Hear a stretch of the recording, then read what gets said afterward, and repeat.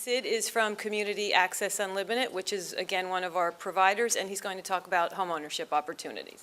I started Community Access out of my car back in 1979 with a $90,000 grant to take 20 people from the back wards of the developmental centers and place them in their own homes and provide community supports, one person at a time, and building community supports around them. Today, Community Access supports over 3,000 people. We provide core services, employment, money management, recreation, health monitoring, advocacy, and other personal growth supports. We have probably 50 to 75 couples who live together with their significant others. Many are married. Many have commitment arrangements. Many have children, and some of their children have just recently, over the last 5 years, graduated high school, college, gotten degrees in computer science, and we provide supports all along. We also provide housing. Housing is one of the supports that we do. I've been asked you to talk about housing. That's where I'll focus on. CAU is one of the largest providers for the Division of Developmental Disabilities. We support over 300 people in supervised apartments, in their own apartments, supported living, supported housing, shared housing, and we also support over 1,500 people in their own homes, helping them become their own business. Their business is to hire and fire their own supports. It's called Personal Preference Program. And I gather one of the panelists here receives those supports. And we're the physical intermediary. People choose in CAU where they live, and they change roommates according to their preferences and circumstances as their lives change. Some people choose to live by themselves. Most live with others. Members, those people we support, are members of Community Access, as I'm a member as well, can move in and out of CAU housing options or be in their own homes. They can choose wherever they go. The supports will follow them. The members we support have choices and real concrete safety nets if supports or the housing arrangement fail. Life circumstances change. As we all know, our life circumstances have changed and preferences change. We have backup for people with disabilities, a strong self-advocacy group where they have direct access to management to make changes.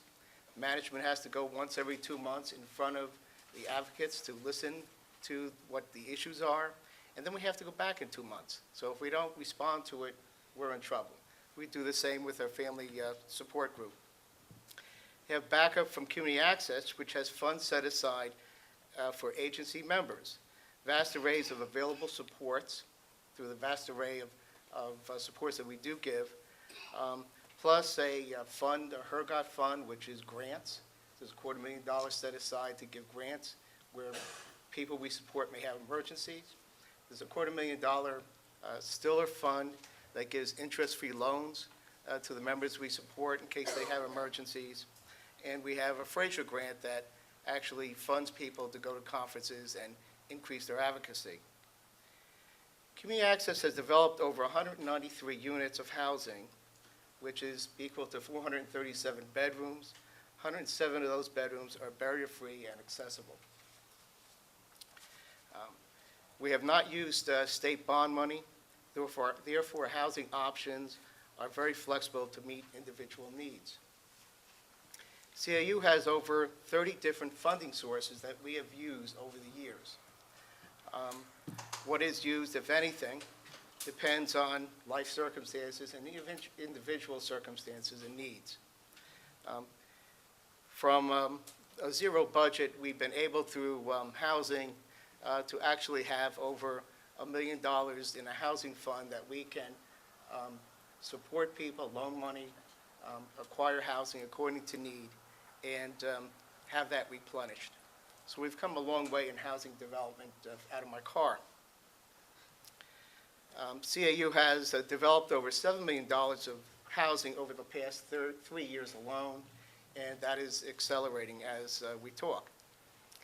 We have developed single-family, two-family, multiple-family units, as well as 1, 2, 3, and 4-bedroom apartments and condominiums.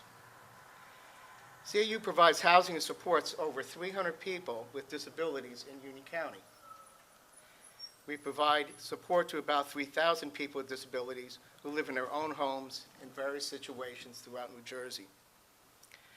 We help provide supports to individuals with disabilities who rent their own apartments.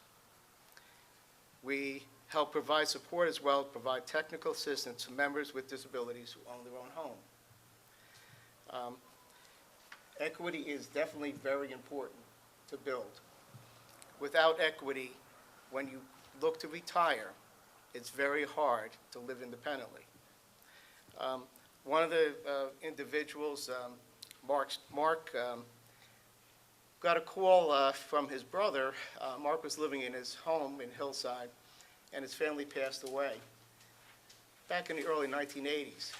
Got a call from his brother, who lives in Chicago, and we were able to work with Mark, keep him in his own home in Hillside, and bring in a couple of people to rent from Mark. Mark is a community support program, fee-for-service member of CAU, and he was able to maintain his house through the rental of sub-renting with 2 individuals from the house, and we would provide the support he needs. About 15 years ago, Mark began working for Community Access part-time. He's full-time. He has his own 401k as any other employee of CAU. His brother decided that he really wanted to sell the house and put the money from the sale in a pension trust for his brother, Mark, which he did. Mark moved into a condominium in the early 1990s. Mark lived there, paid rent, and I guess about 5, 6 years ago, he really wanted to own his own place. And he lives by himself. He's a man about town. And we helped him acquire a $250,000 condominium. And through creative financing, working with the City of Elizabeth and CAU resources, Mark was able to acquire his condominium, and he pays taxes, he pays condo fees, he's very active on the condo board, sometimes very active, and treasurer of the condo board. And he pays no more for owning that condo than he was paying in rent. Mary, who works with us, same history as Mark, her family's passed away, is a client of DDD, a member of Community Access, a friend of mine. She works for CAU part-time, now full-time, and met a person from DDD. We're very active community life, and decided to get married. She married Ed. They've been married, it's got to be a decade now. And Ed needed accessible housing. They were renting a condominium.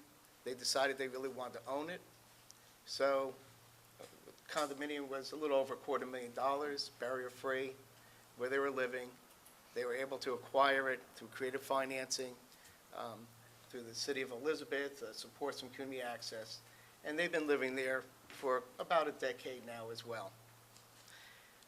They're very active with the condo association. They have quite a few opinions about upkeep, and they pay no more in taxes and condo fees and mortgage, principal, interest, taxes, and insurance, pity, than they were paying rent. CAU has, those are just 2 examples, I can keep going. CAU has helped siblings develop supports for their adult brothers and sisters and technical assistance through donated housing so they can live in their own homes after their parents have passed away. Another example, Bob,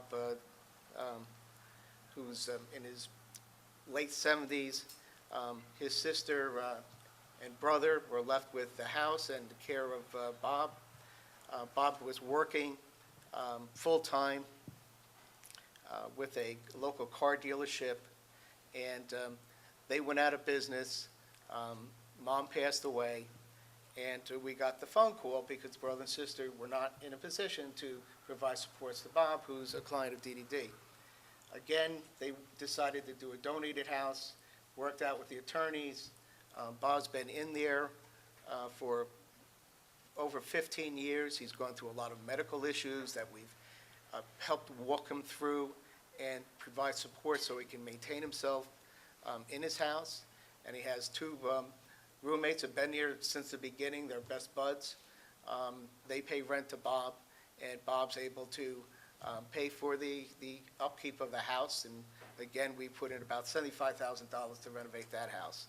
We've worked with other people that have called similar circumstances where we would go in and provide support to their son, daughter, brother, sister, living in a home. And when the house became stable, they were not interested in donating the house, which fine, we either continue providing support, or they were able to find some neighbors to pick up that support to move on. And that was terrific. We also provide support through the Division of Development of Disabilities to our DD members through supervised housing programs, supported living programs, and supported housing programs. These are scatter site, integrated housing units, integrated in the neighborhood. They live in the same complexes with people with not disabilities. They live with people of various income capabilities. So that is our vision, mission, to have integrated housing, helping people become tax-paying citizens living in the community. At CAU, we believe that supports need to be developed based on individual needs. As we each live through the years of our lives, each person's circumstances change, and I can't overemphasize that. Supports need to not only follow the person, but also supports need to be flexible so that one's life circumstances change. When they change, the supports are appropriate to address those changes that are needed. Few, if any of us, have lived in the same house all of our lives. Let's think of that. People with disabilities are no different. They are no different. They're just like us. They should not be locked into one location or housebound there because of funding sources or real estate commitments chaining them there forever. We need to be able to work the supports for people as the life circumstances change and their choices change. In this country, we have people that want to live together and get married, and we have a 50% divorce rate. Change happens. People with disabilities, just like us and anyone else, need to have real lives as part of the community and not placed into new, smaller institutions that just happen to be located in the community. I'm happy to offer any support or give you any advice from my 2 cents to help brainstorm with you. I'm not free. It costs a cup of coffee. That's be good coffee, not decaf. Cream, light sugar. No sugar, actually. I'm diabetic, so no sugar, light cream, and I'm good. As long as the coffee cup is filled, I'm okay. I'm here to help and support, give advice. If you want support from community access or not, that's up to you. It really, as long as you're doing the right thing with the right values and beliefs, I'm happy, and it's my life mission to help you achieve your goals as well. Thank you.